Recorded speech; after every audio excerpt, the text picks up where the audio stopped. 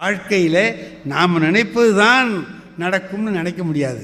ஒருத்தர் படகுல போகிறாருங்க, படகோட்டி ஓட்டுறான், அவர் ஒண்டி தான் உட்காந்துருக்கிறார். அவர் கேட்குறார், ஏப்பா உனக்கு ராமாயணம் தெரியுமான்னு கேட்டார்.